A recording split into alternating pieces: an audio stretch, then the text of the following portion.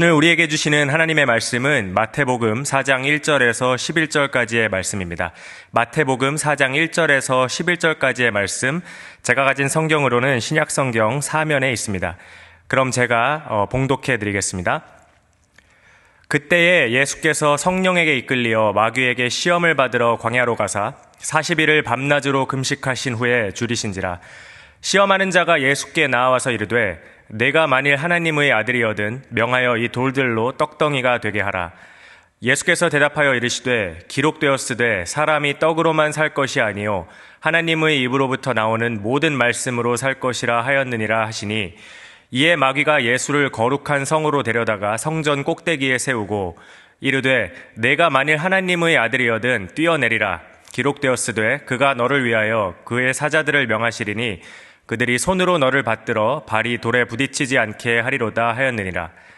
예수께서 이르시되 또 기록되었으되 주 너의 하나님을 시험하지 말라 하였느니라 하시니, 마귀가 또 그를 데리고 지극히 높은 산으로 가서 천하 만국과 그 영광을 보여 이르되 만일 내게 엎드려 경배하면 이 모든 것을 내게 주리라.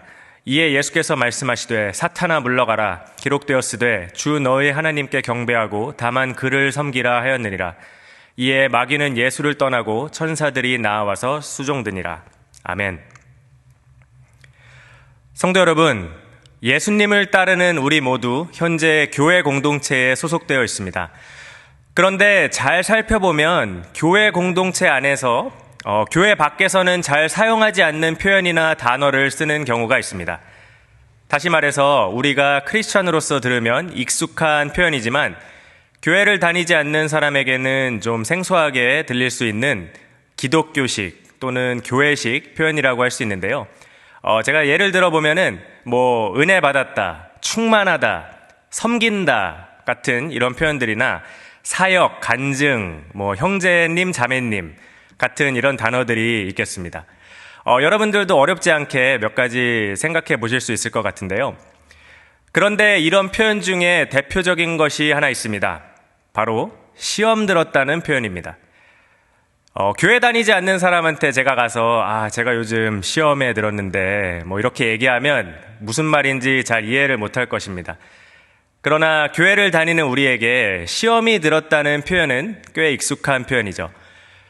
보통은 시험에 들었다고 하면 뭔가에 실망하거나 실족한 경우를 생각하기 쉬운데 그것도 시험의 일종이긴 합니다. 그런데 보다 일반적으로 성경에서 시험에 든다고 할 때는 주로 마귀에 의해서 우리의 믿음이 흔들린다든지 죄의 유혹을 받는다든지 하는 것을 이야기합니다.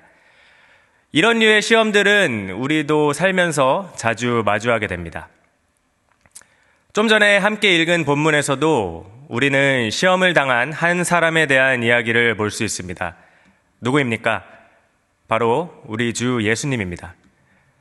하나님의 아들이신 예수님이 시험을 받으신 것인데요. 오늘 말씀을 통해서 예수님께서 받으신 시험들, 그리고 그 시험을 통하여 삶 속에서 경험하는 우리의 시험들에 대하여 또한 생각해보는 시간을 갖기 원합니다. 예수님께서 시험 받으시기 직전에 일어난 사건이 복음서들에 기록되어 있습니다. 바로 요단강에서 세례 요한에게 세례를 받으신 것입니다. 예수님께서 세례를 받으시는 장면을 마태복음에서는 이렇게 기록하고 있습니다. 마태복음 3장 16절에서 17절 말씀입니다. 예수께서 세례를 받으시고 곧 물에서 올라오실새 하늘이 열리고 하나님의 성령이 비둘기같이 내려 자기 위에 임하심을 보시더니 하늘로부터 소리가 있어 말씀하시되 이는 내 사랑하는 아들이요 내 기뻐하는 자라 하시니라. 하나님 아버지께서 친히 예수님을 자신의 사랑하는 아들이고 기뻐하는 자라고 선포하시고, 이와 더불어 하늘이 열리고 하나님의 성령이 그 위에 비둘기같이 임하십니다. 성부, 성자, 성령, 삼위 하나님의 영광이 충만한 그야말로 영적 최고조의 순간이었습니다. 쉽게 말해 예수님께서 최고조로 성령 충만하신 상태였던 것입니다. 자, 이렇게 성령 충만을 받으신 예수님이 다음으로 하셔야 할 일이 무엇이라고 생각하시나요? 이렇게 충만한 상태를 살려서 바로 사역의 현장으로 뛰어드셔야 할 것 같지 않습니까? 성령 충만할 때 또 사역을 하셔야지 더 열매도 많고 그렇지 않을까요? 하지만 오늘 말씀을 보면 예수님께서는 세례를 받으신 후에 바로 사역하러 가지 않으셨습니다. 예수님이 가신 곳은 다름 아닌 광야였습니다. 오늘 본문 1절에 보면 예수께서 성령에게 이끌리어 광야로 가셨다고 나옵니다. 같은 사건을 기록한 마가복음 1장 12절은 이 부분을 좀 더 흥미롭게 표현하는데 이렇게 기록되어 있습니다. 성령이 곧 예수를 광야로 몰아내신지라. 세례를 받으실 당시에 예수님 위에 충만하게 임하셨던 성령님이 예수님을 사역의 현장이 아닌 광야로 이끄신 것입니다. 방금 읽은 마가복음에 몰아냈다는 표현은 어떤 저항할 수 없는 힘을 통해서 그 대상을 움직였다는 의미를 갖고 있습니다. 그렇다면 왜 성령께서는 이렇게 영적으로 컨디션이 아주 좋으셨던 예수님을 다른 것도 아닌 광야로 인도하신 것일까요? 오늘 본문 1절은 이렇게 기록합니다. 그때 예수께서 성령에게 이끌려 마귀에게 시험을 받으러 광야로 가사. 예수님께서 광야에 가신 이유가 나와 있는데 무엇입니까? 바로 마귀에게 시험을 받기 위해서입니다. 성령께서 마귀에게 굳이 시험을 받도록 이끄신다. 뭔가 좀 이상하게 들리지 않으십니까? 하지만 하나님께서 하시는 일에는 실수가 없으시기 때문에 그렇게 하신 데는 분명한 이유가 있을 것입니다. 그렇다면 왜 예수님은 마귀에게 시험을 받으셔야 했습니까? 여기서 두 가지 정도 이유를 찾아볼 수 있습니다. 첫 번째는 예수님께서 공생애를 시작하시면서 하나님 아버지의 뜻을 이루기에 합당한지 한번 보는 말 그대로 시험, 영어로는 테스트의 성격이 있습니다. 우리 성경에서 시험이라고 하는 단어의 그 원어는 테스트와 유혹 둘 다의 의미를 가지고 있습니다. 그래서 사용되는 문맥에 따라서 유혹의 의미가 될 수도 있고 말 그대로 시험의 의미가 될 수도 있습니다. 오늘 살펴보는 예수님의 시험은 사실 둘 다로 볼 수 있습니다. 마귀가 예수님을 유혹하는 그런 유혹이었지만 궁극적으로 그 자체가 독생자 예수님에 대한 하나님 아버지의 테스트였기 때문입니다. 예수님께서 요단강에서 세례를 받으실 때 내 사랑하는 아들이요 내 기뻐하는 자라는 일종의 칭호를 받으셨죠. 이 칭호의 의미를 자세히 들여다보면 하나님의 아들로서 그리고 고난의 길을 통해 세상을 구원할 메시아로서의 사명이 담겨 있습니다. 그런 사명에 합당한 자인지 본격적으로 사역에 앞서서 시험을 받으셔야 했던 것입니다. 이런 시험을 치렀던 경우가 예수님 전에도 있었습니다. 하나님으로부터 창조된 첫 번째 사람이었던 아담은 에덴 동산에서 시험을 받았지만 그 시험에서 처절하게 실패했습니다. 그리고 하나님의 첫째 아들과도 같았던 이스라엘 백성들 역시 40년 광야 시험에서 완전히 낙제했습니다. 그리고 이들을 실패하게 한 그 배후에 마귀가 있었습니다. 그렇다면 이제 예수님은 모든 죄악의 근원인 마귀를 이기고 세상을 구원하심으로 과연 하나님 아버지의 뜻을 이룰 수 있는 진정한 아들이신가 증명을 하셔야 했던 것입니다. 그것이 성령께서 굳이 예수님을 이끌고 마귀의 시험 앞에 세우신 첫 번째 이유입니다. 자, 그리고 두 번째 이유인데 두 번째 이유는 조금 더 뒷부분에 나누도록 하겠습니다. 여기서 우리는 하나님의 자녀들이 받는 시험에 대해서 한 가지 중요한 사실을 발견할 수 있습니다. 그것은 바로 우리가 성령 충만해도 하나님의 주권에 따라서 그분의 선하신 계획 가운데 시험을 받을 수 있다는 것입니다. 예수님은 성령 충만하셨습니다. 그런데 그 성령의 충만함이 모든 시험에서 벗어나는 것을 의미하진 않았습니다. 오히려 성령 충만한 가운데 마귀의 시험을 받으셨습니다. 한편 마귀도 우리가 성령 충만하다고 해서 건들지 않는 게 아닙니다. 성령 충만한 하나님의 아들을 시험하려고 했던 게 바로 마귀라는 것에 주목할 필요가 있습니다. 그렇다고 성령 충만한 것이 별로 소용이 없는 것입니까? 그렇지 않죠. 성령 충만할 때 우리는 시험을 이겨낼 수 있습니다. 따라서 성령 충만은 시험을 피하기 위한 것이 아니라 시험을 이겨내기 위한 것임을 기억해야 합니다. 오늘 본문에서 시험을 대하시는 예수님을 보면서 그것을 더 자세히 잘 알 수가 있습니다. 자, 그래서 광야에 가신 예수님은 40일을 밤낮으로 금식하셨다고 기록되어 있습니다. 제가 한번 찾아봤는데 이렇게 물은 사람의 몸에 정상적으로 공급이 된다고 가정하고 몸에 큰 이상이 없는 건강한 사람이라면 40일 이상 먹지 않고 지내는 게 가능하다고 합니다. 따라서 예수님이 40일 금식을 하실 때 어떠한 그런 초인적인 능력을 발휘하신 게 아니더라도 그냥 육체의 그런 속성만 가지고도 40일 금식을 하실 수 있었다는 게 됩니다. 오늘 말씀해 보면 예수님께서 40일을 밤낮으로 금식하신 후에 줄이셨다고 나와 있습니다. 당연한 일입니다. 우리가 예수님이 40일 금식하셨다고 하면은 은연중에 하나님의 아들이시니까 초능력을 발휘해서 40일 금식도 하지 않으셨나, 예수님한테는 그게 좀 쉬운 일이 아닌가 하고 생각할 수도 있겠지만 그렇지 않습니다. 예수님은 인간 육체의 그 속성만으로 40일 금식을 감당하신 것입니다. 그렇기 때문에 예수님은 배가 고프셨고 여러모로 몸이 아주 연약해진 상태셨습니다. 그런 예수님 앞에 마귀가 나타납니다. 그리고 첫 번째 시험이 시작됩니다. 본문 3절에 마귀가 말합니다.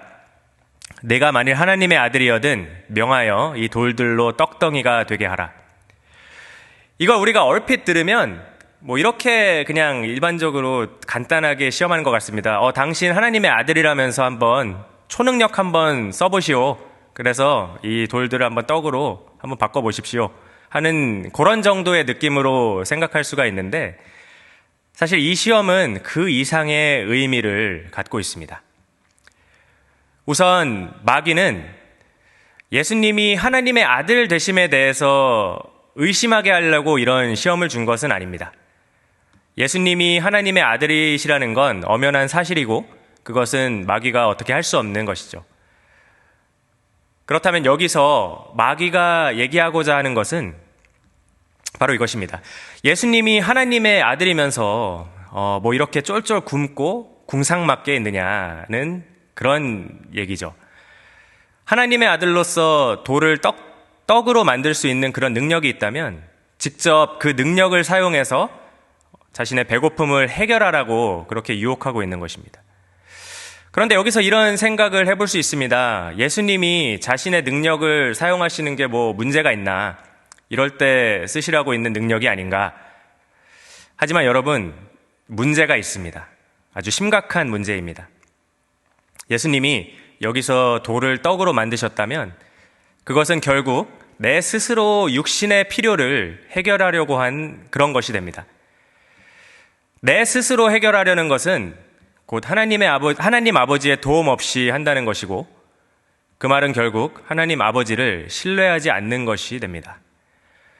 예수님께서 성령에 이끌려서 광야에 오시고 40일 금식을 한 것이 하나님 아버지의 뜻이었다면 그 모든 과정을 지난 후 하나님의 공급하심이 있을 거라는 그런 믿음이 필요한데 여기서 돌을 떡으로 만들어 버린다면 그 믿음을 저버리게 되는 것입니다. 예수님이 광야에서 겪으시는 이 모든 과정은 과연 그분이 메시아의 길을 걷기에 합당한지 가늠하는 테스트라고 말씀드렸는데요. 메시아의 길이 어떤 길입니까? 나를 낮추는 겸손의 길이고 나의 뜻을 꺾고 하나님 아버지의 뜻에 따르는 순종의 길이 아닙니까? 하지만 돌을 떡으로 만드는 것은 그런 메시아의 겸손과 순종의 자세를 아주 철저하게 무시하는 행동이었습니다. 이것을 잘 아셨던 예수님은 구약성경 신명기 8장 3절의 말씀을 그대로 사용하시면서 마귀의 첫 번째 유혹을 물리치십니다. 오늘 본문 4절에서 이렇게 말씀하십니다. 기록되었으되 사람이 떡으로만 살 것이 아니요 하나님의 입으로부터 나오는 모든 말씀으로 살 것이라 하였느니라. 아멘. 떡보다도 즉 육신의 양식보다도 중요한 것이 있으니 그것은 곧 하나님의 말씀, 즉 그 말씀을 의지하고 그 말씀에 순종하는 것이라고 말씀하십니다. 요한복음에도 비슷한 말씀을 하셨습니다. 요한복음 4장 34절에 이렇게 기록되어 있는데요. 예수께서 이르시되 나의 양식은 나를 보내신 이의 뜻을 행하며 그의 일을 온전히 이루는 이것이니라. 아멘. 육의 양식보다도 내 육신의 필요를 충족시키는 어떤 것보다도 하나님의 뜻에 순종하고 그 뜻을 행하는 것이 더욱 중요하다는 예수님의 확실한 우선순위를 볼 수 있습니다. 마귀는 우리의 연약한 부분을 잘 알고 그것을 아주 집요하게 파고드는데, 특히 우리가 인간으로서 가장 절실하게 느끼는 육체적인 필요를 가지고 우리를 시험합니다.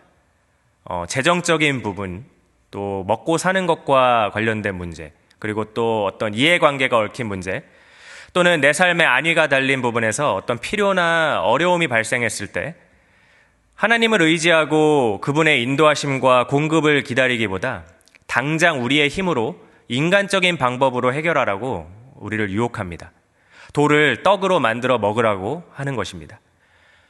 이런 유혹을 받을 때 우리는 하나님의 아들이신 예수님께서 어떻게 하셨는지를 기억해야 됩니다.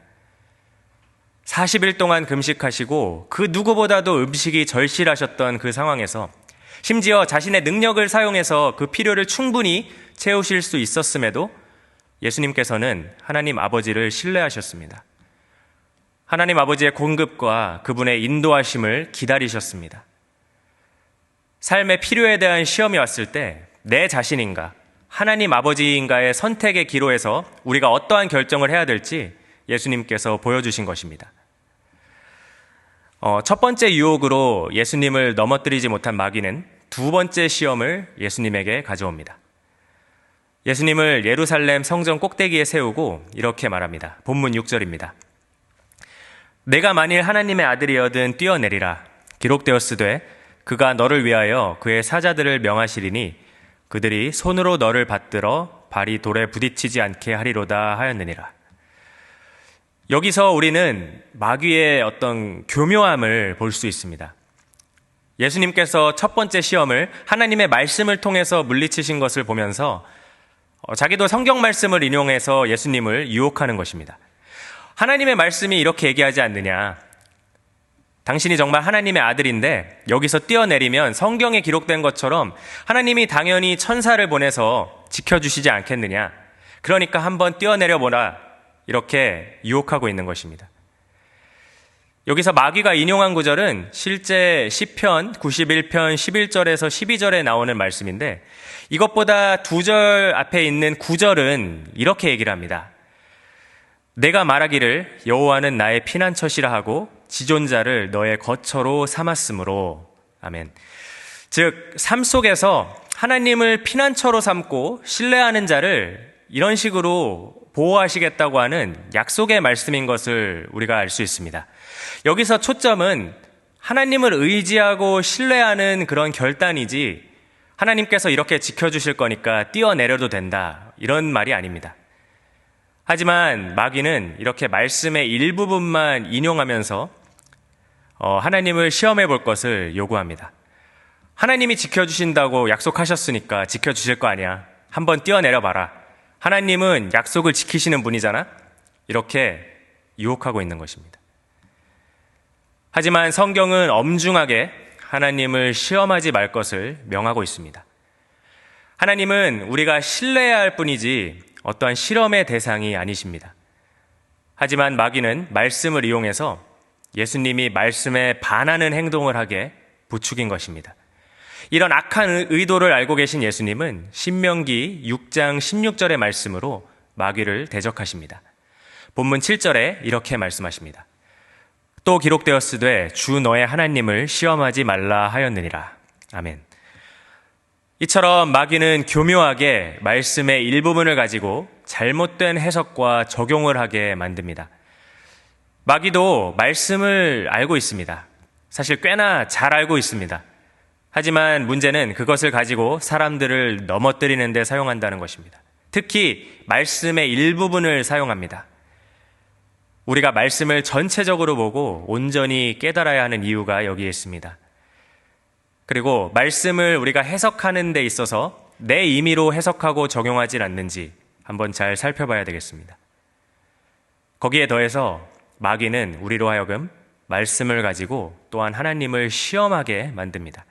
하나님께서 말씀을 지키시나 안 지키시나 한번 증명해 보게 하려고 우리를 부추깁니다. 여러분, 하나님께서 약속을 분명히 지키실 것을 믿는 것, 거기까지가 우리가 할 일입니다. 우리는 하나님의 말씀과 그분의 성품을 신뢰하면 됩니다. 거기까지입니다. 그런데 많은 믿는 사람들이 말씀을 적용한다는 명분으로 은근히 하나님을 시험합니다. 하나님이 정말 말씀대로 해주시나 안 해주시나, 정말 말씀대로 움직이시나 안 움직이시나, 우리를 보호하시나 보호 안 하시나, 우리한테 복을 주시나 안 주시나, 어떨 때는 하나님을 어떤 궁지로 몰아넣기 위해서 상황을 설계하려고 합니다. 하나님이 이래도 말씀대로 안 해주시고 배기시겠어? 하는 자세로 이런 상황을 설계하기도 합니다. 근데 이런 태도는 하나님을 우리 마음대로 한번 좌지우지해 보겠다는 교만한 태도입니다. 하나님께서 그걸 모르실까요? 근데 우리가 가만히 생각해 보면 하나님을 시험한다는 것은 결국 하나님을 신뢰하지 않는다는 증거입니다. 하나님을 온전히 우리가 신뢰한다면 그분이 말씀대로 약속대로 하실 것을 믿기 때문에 내가 뭘 궁리할 필요가 전혀 없는 거 아니겠습니까? 사랑하는 성도 여러분, 예수님이 그러셨듯이 하나님 아버지를 온전히 신뢰하시길 소원합니다. 두 번째 유혹도 실패한 마귀는 즉시 세 번째 시험으로 찾아옵니다. 마귀의 아주 끈질긴 면모를 볼 수 있습니다. 한두 번에서 안 되면 그냥 갈 법도 한데 또 왔습니다. 자, 그럼 세 번째 시험을 위해서 마귀는 예수님을 높은 산으로 데려가서 천하만국과 그 영광을 보였다고 합니다. 아마 어떠한 환상을 통해서 그런 걸 보여주지 않았을까 싶은데요. 그러면서 이렇게 얘기합니다. 9절에 만일 내게 엎드려 경배하면 이 모든 것을 내게 주리라. 이 시험을 통해 마귀가 노리는 것이 두 가지가 있었습니다. 먼저 자신에게 절하게 함으로써 예수님으로 우상숭배의 죄를 짓게 하려는 것이 하나였고, 또한 십자가 고난을 통한 왕의 길이 아니라 마귀에게 절을 해서 세상의 왕이 되는 얄팍한 수를 택하게 만드는 것입니다. 그래서 궁극적으로 하나님의 뜻을 거역하게 만드는 목적이었습니다. 세상의 왕이 된다면 그 권세로 자신이 원하는 것을 얼마든지 할 수 있지 않겠느냐 하는 그런 유혹이었습니다. 하지만 예수님께서는 하나님을 섬기고 그분의 뜻을 따르는 것을 내려놓으실 마음이 전혀 없었습니다.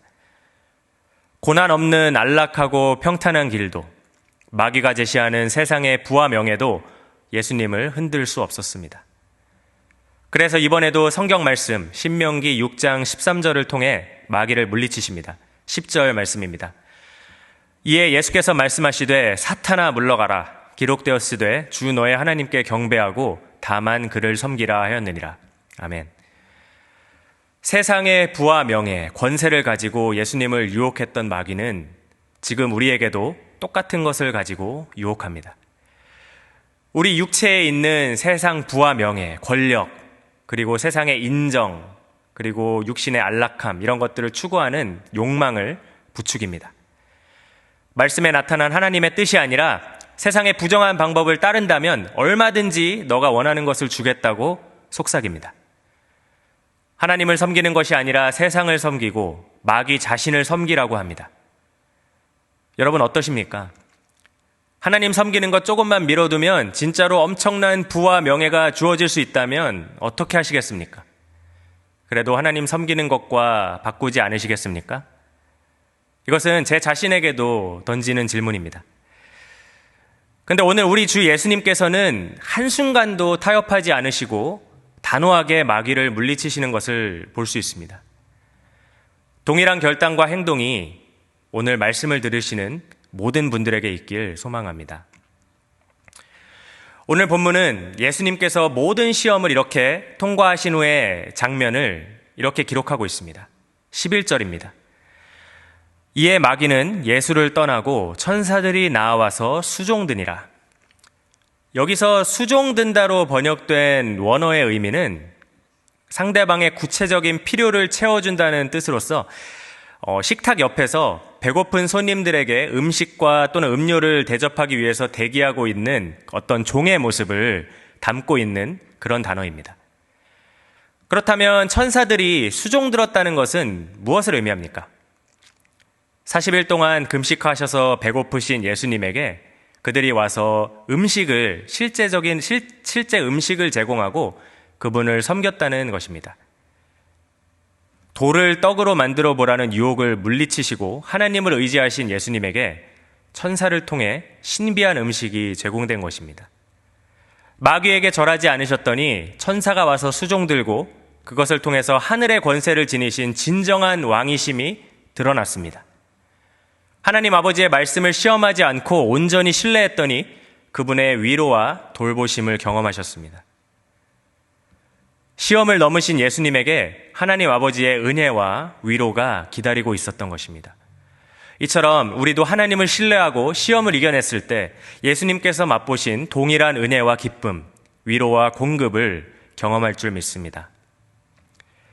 말씀을 정리합니다. 시험 당하신 예수님의 이야기가 또한 기록되어 있는 누가복음은 이 사건을 이렇게 마무리하고 있습니다. 마태복음이랑은 조금 다른데요. 누가복음 4장 13절입니다.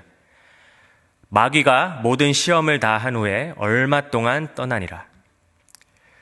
예수님은 광야에서 마귀의 3가지 시험을 완벽하게 물리치셨습니다.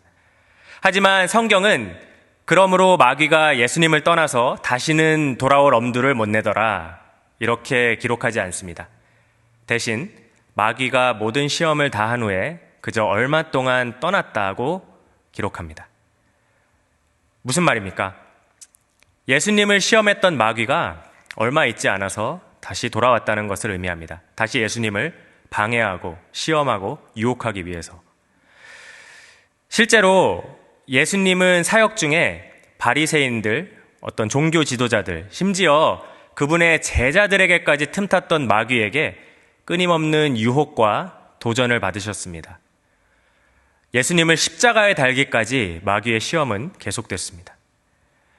하나님의 아들에게도 그렇게 했던 마귀가 오늘 우리한테는 좀 다르게 대해줄까요? 우리를 얼마 동안만 떠날 뿐입니다. 이것이 바로 우리가 믿음의 여정을 걸어가면서 끊임없이 유혹과 시험을 경험하는 이유입니다. 성도 여러분, 요즘 어떤 시험을 지나고 계십니까? 우리가 겪는 유혹과 시험이 버겁고 힘들 수 있지만 우리에게 소망이 있습니다. 제가 말씀 초반부에 예수님이 광야에서 시험 당하신 이유 2가지가 있다고 얘기했었는데 2번째 이유를 지금 나눕니다. 그것은 바로 우리를 위해서입니다.